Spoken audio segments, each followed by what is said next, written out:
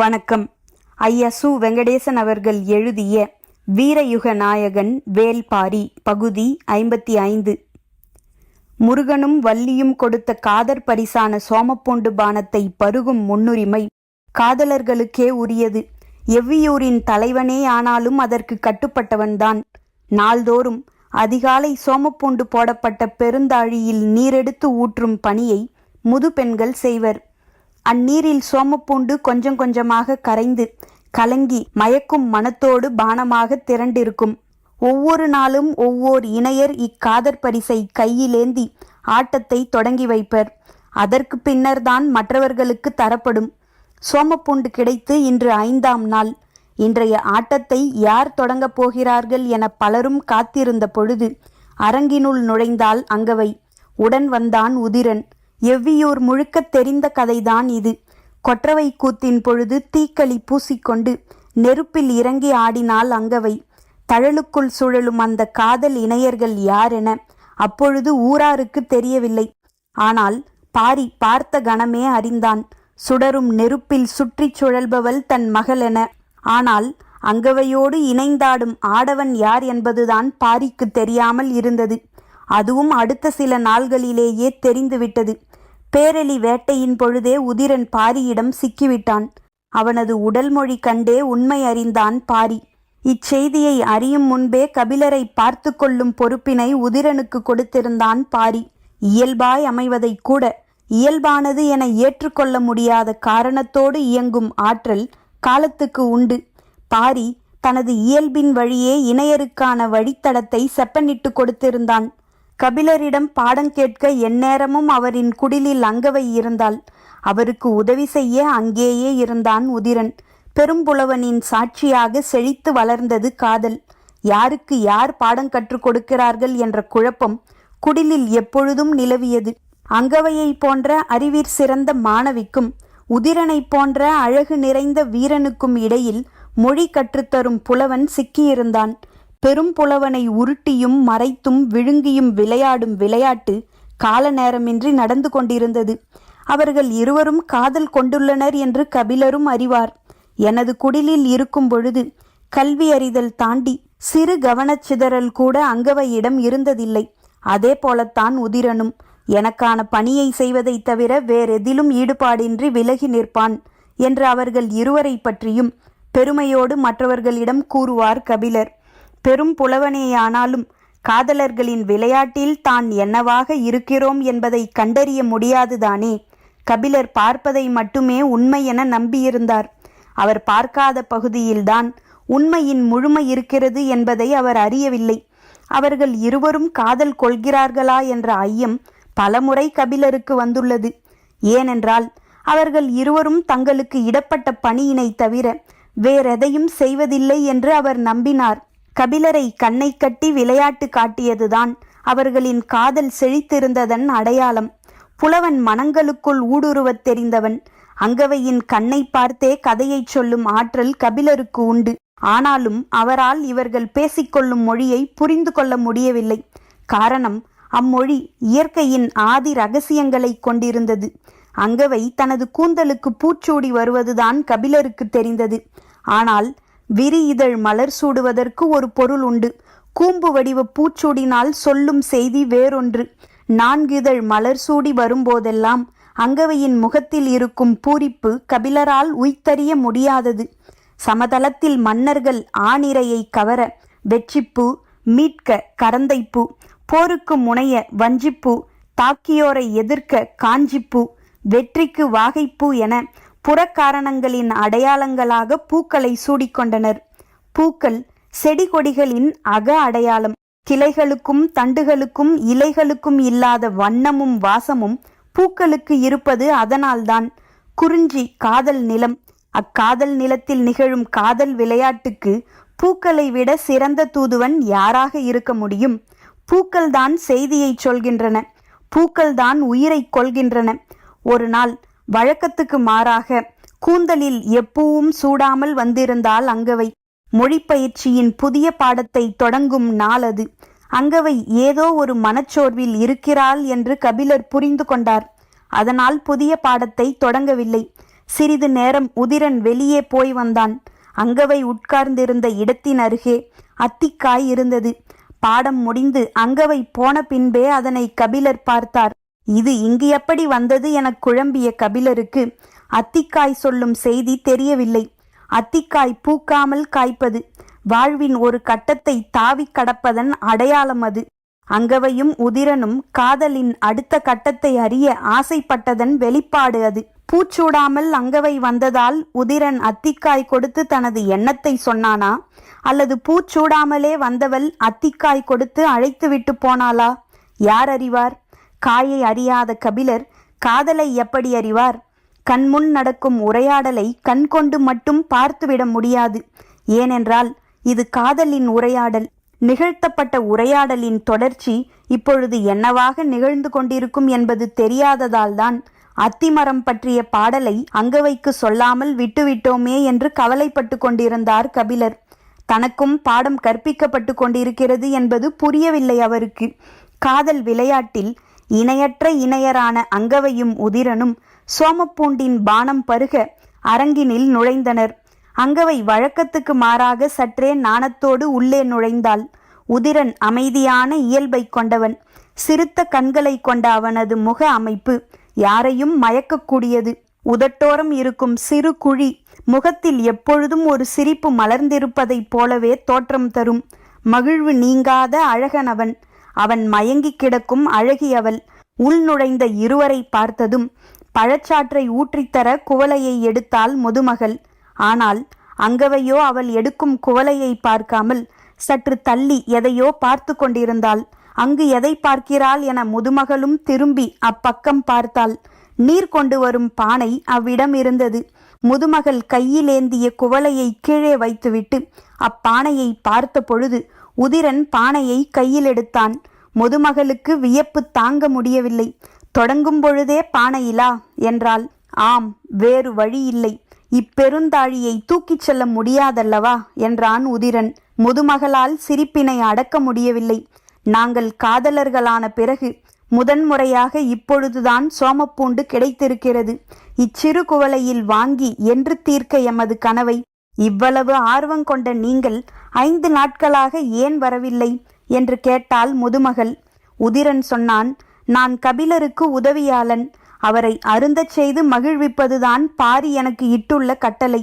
எழ முடியாத மயக்கம் கொண்டு அவர் துயிலும் நாளுக்காக காத்திருந்தோம். இன்றுதான் அது வாய்த்தது. பேசிக்கொண்டிருக்கும் பொழுதே அடுத்த இணையர் உள்ளே நுழைந்தனர். அவர்கள் நீலனும் மயிலாவும். சோமப்பூண்டு கிடைத்த செய்தி பரம்பு நாடு முழுவதும் பரவிவிட்டது. எல்லா ஊர்களில் இருக்கும் காதலர்களும் எவ்வியூர் புறப்பட்டு வந்து கொண்டிருக்கின்றனர். செய்தி வேட்டுவன் பாறைக்கு போய் சேர்ந்த கணத்தில் இவர்கள் புறப்பட்டு வந்து சேர்ந்துள்ளனர். அதனால்தான் 5ஆம் நாள் காலையிலே வர முடிந்தது. நீலனும் மயிலாவும் காதல் கொள்ளத் தொடங்கிய பிறகு முதன்முறையாக இப்பொழுதுதான் சோமப்பூண்டு கிடைத்துள்ளது. அரங்கினுள் முதலில் நுழைந்தான் நீலன். தொடர்ந்து மயிலா வந்தாள். மயிலாவை பார்த்ததும் முதுமகளுக்கு உள்ளுக்குள் சிறு அச்சம் எட்டி பார்த்தது. நீலன் அதிசிறந்த வீரனென பரம்பெங்கும் அறியப்பட்டவன். அவனை வீழ்த்திய வல்லமை கொண்டவளை பற்றி அதைவிட அதிகமாக அனைவருக்கும் தெரியும். அரங்கினுள் நுழைந்ததும் சோமப்பூண்டின் மனம் நீலனின் மூக்கில் ஏறியது. சற்றே காரத்தன்மையோடு இருக்குமோ என தோன்றிய கணத்தில் அதன் தன்மை வேறொன்றாக பட்டது. இதுவரை உணராததாக இருக்கிறதே என்று நினைக்கும் பொழுதே அவன் கிறக்கத்தில் மூழ்கத் தொடங்கினான். அருகிருந்த மயிலா அவனது முதுகை தட்டினாள். விழிப்பு வந்தவனைப் போல மனம் விலகி மீண்டான். அங்கவையும் உதிரனும் இதுவரை பருகவில்லையே தவிர 5 நாள்களாக இவ்வாடையை நுகர்ந்து பழகிவிட்டனர். ஆனால் நீலனுக்கும் மயிலாவுக்கும் அப்படியல்ல. நுகர்வதே இவ்வளவு கிறக்கம் கொடுக்குமானால் அருந்தினால் என்னவாகும்?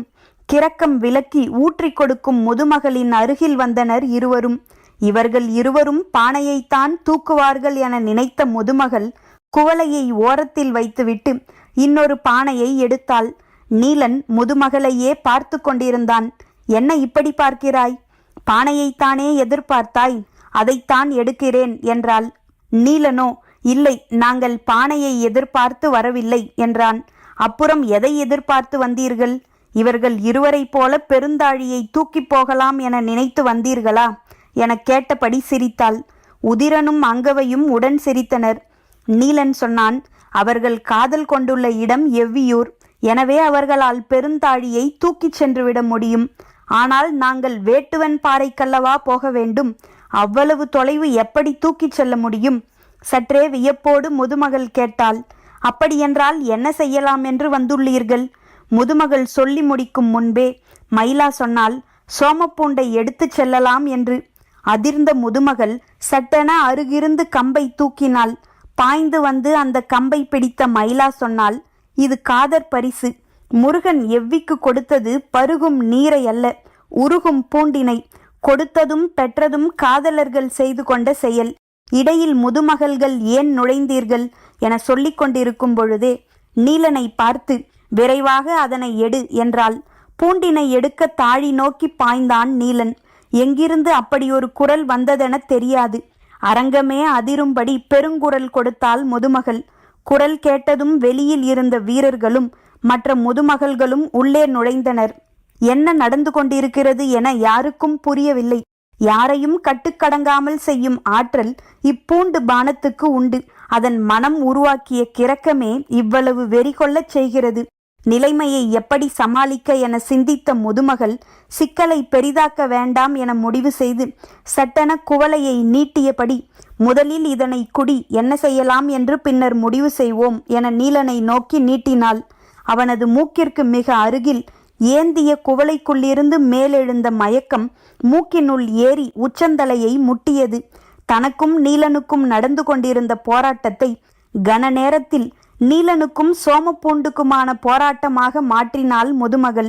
சற்று தள்ளி இருந்த மயிலா முதுமகளின் தந்திரத்தை உணர்ந்தபடி, அதனை வாங்கி குடிக்காதே என்று கத்தினாள். அவளது சொல் அவன் காதில் விழும்பொழுது பருகிய முதல் மிடறு தொண்டையை கடந்து கீழிறங்கிக் கொண்டிருந்தது. இனி அவனை கையாள்வது எளிது.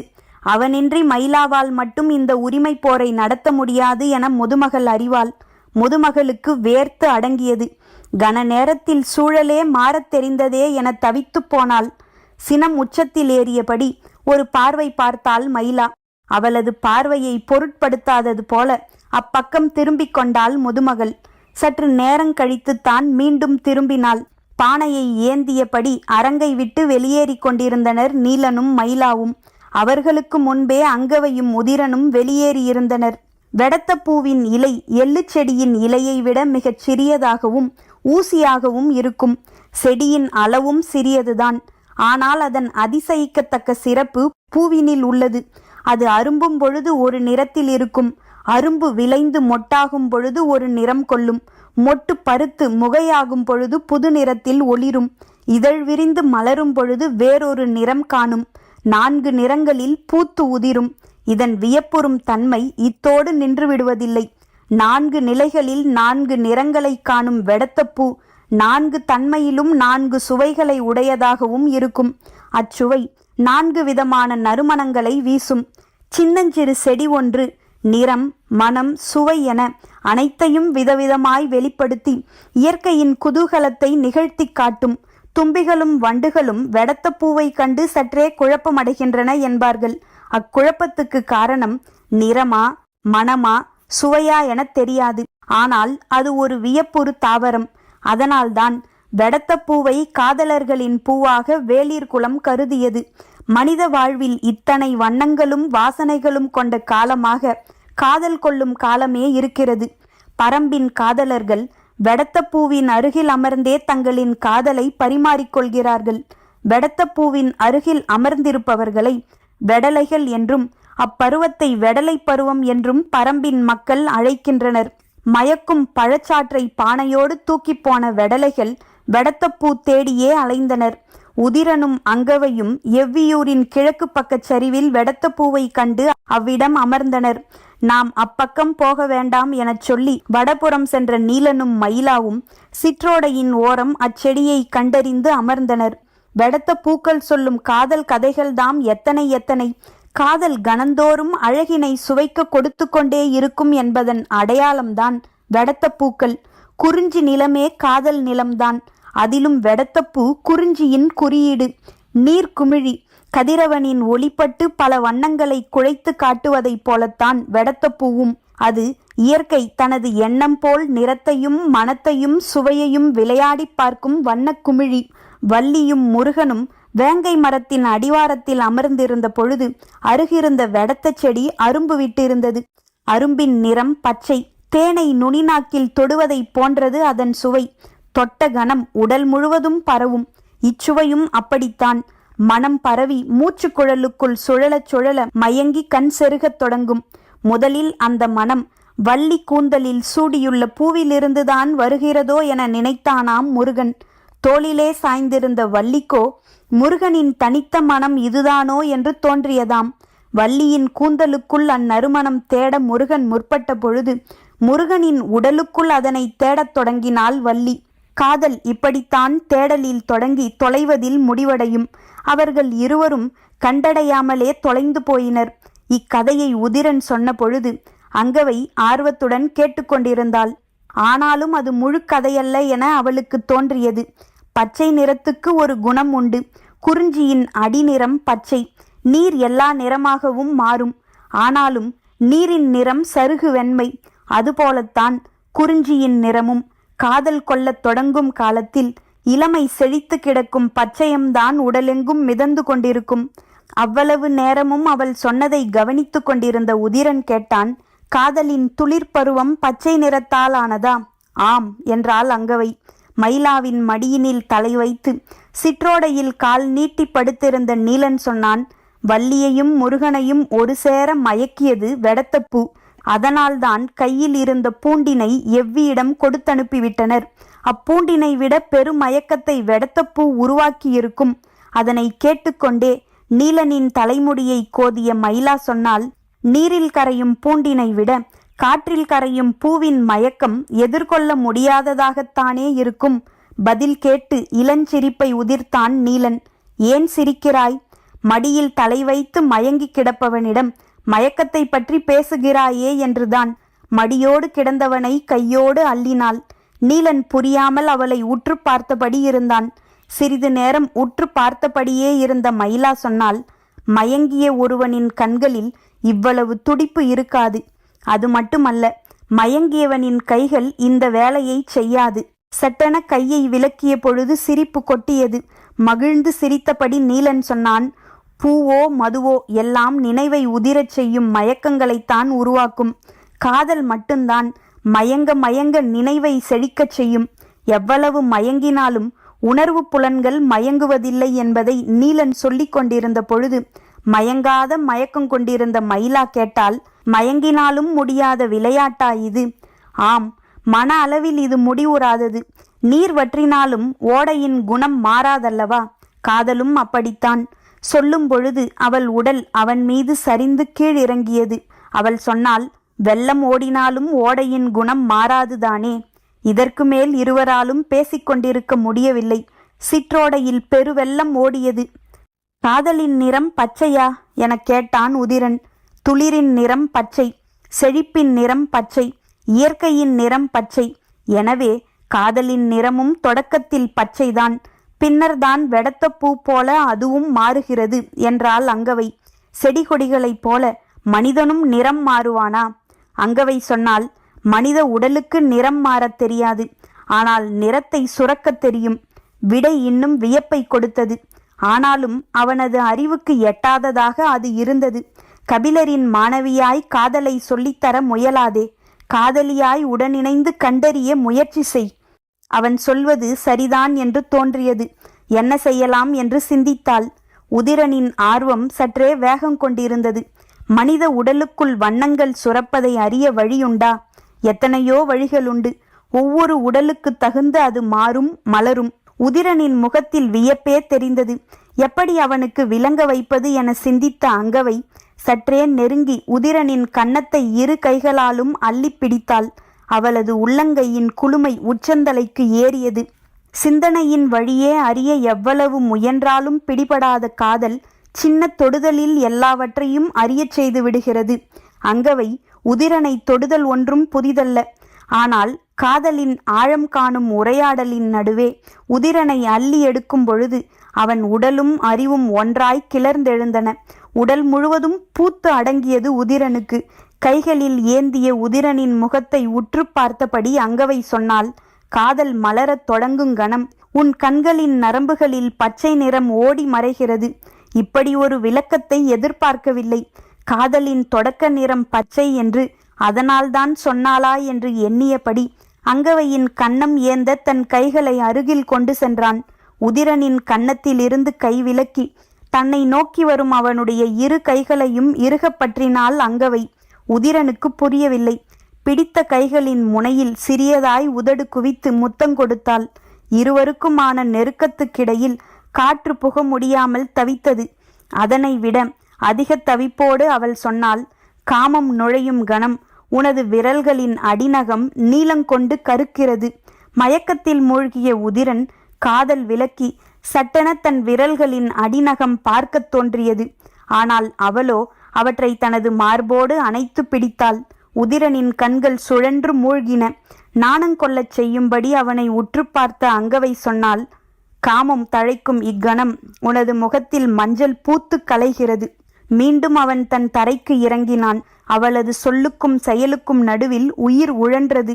காதலை இணைந்து பருகலாம், ஆனால் இணைந்து பயிலக்கூடாது என அவனுக்கு தோன்றிய பொழுது அங்கவை தொடர்ந்தாள், காமம் பொங்கி பூக்கும் கணம் சொல்லி நிறுத்தினாள். கிறங்கிய உதிரனுக்கு மூச்சு நிற்பது போல் இருந்தது. சற்றே உயிர் பெற்று மயங்கிய குரலில் கேட்டான், சொல், என்ன நிறம்?